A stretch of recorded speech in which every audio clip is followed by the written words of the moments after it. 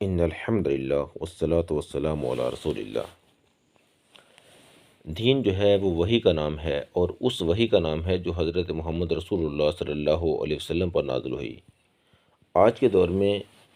پہلے انبیاء پر نازل ہونے والی وحی جو ہے اس کو بھی دین کا درجہ قرار نہیں دیا جا سکتا،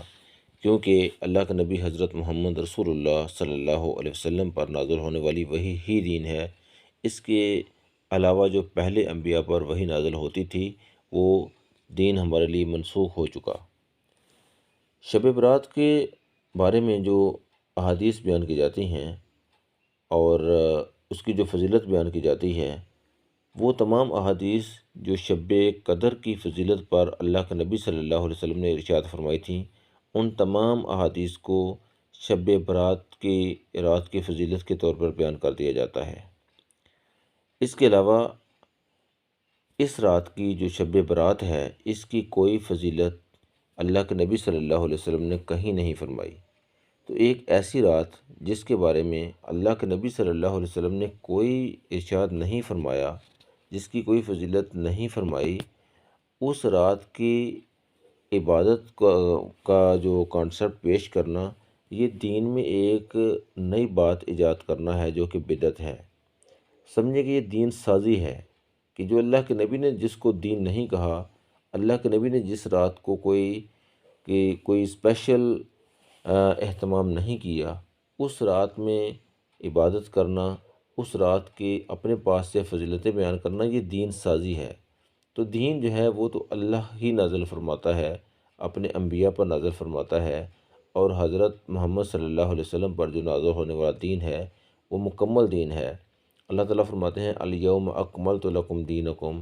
واتممت علیکم نعمتی ورضیت لکم الاسلام دینا،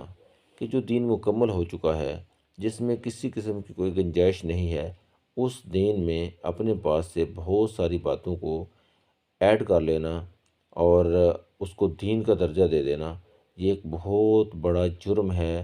یہ بہت بڑا ایک ایسا جرم ہے کہ جو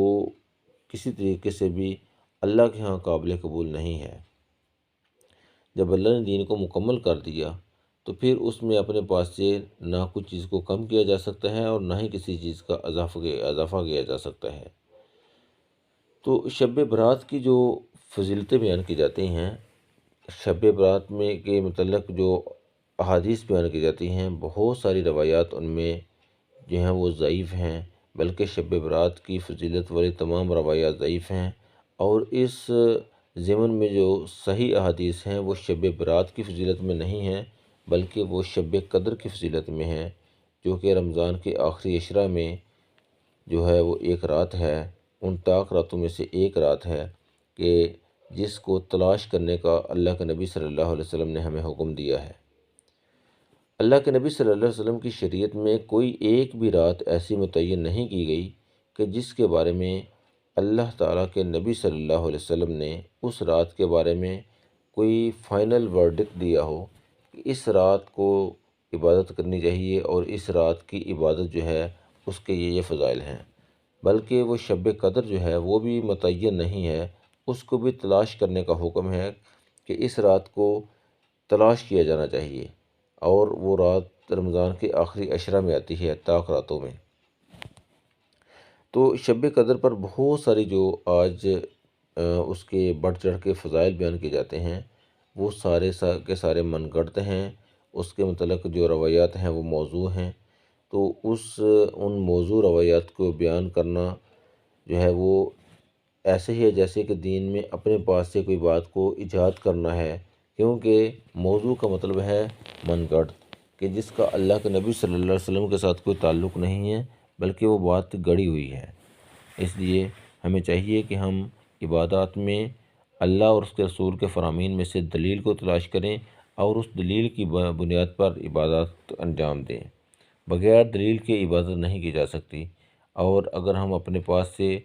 اس کو ایجاد کریں گے، اپنے پاس سے کوئی بات گڑھیں گے، تو وہ ہمارا ثواب کی بجائے الٹا ہمیں اس کا عذاب ہو سکتا ہے۔ اللہ تعالیٰ ہمیں ایسی بدعات سے بچنے کی توفیق عطا فرمائے اور صحیح طریقے سے دین پر چلنے کی توفیق عطا فرمائے۔